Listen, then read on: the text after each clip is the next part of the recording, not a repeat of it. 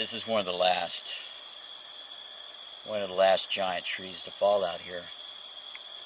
And given a few more years, this video of us burning this segment of log will be one of the few memories to ever attest to a forest like this having stood here in South Texas.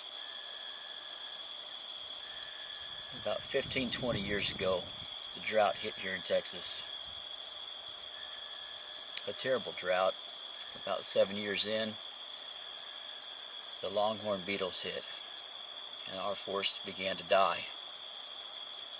A childhood of me looking up and seeing limbs, and branches, and leaves started to change. Year after year, the blue sky crept in. Grass started to grow in places it had never grown before, and underbrush became a thing. And the trees began to come down. Out of the giants, this one here is rather small.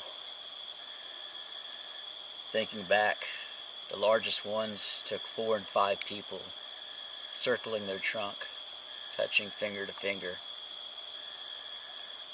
But those ones, they fell first. Great trees that had carvings in them from the early 1900s.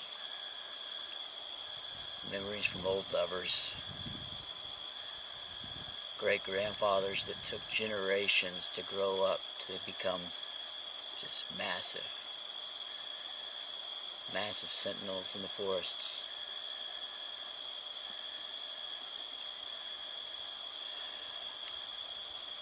Things change. And over the years, it seems to be harder and harder for me to remember what this forest was.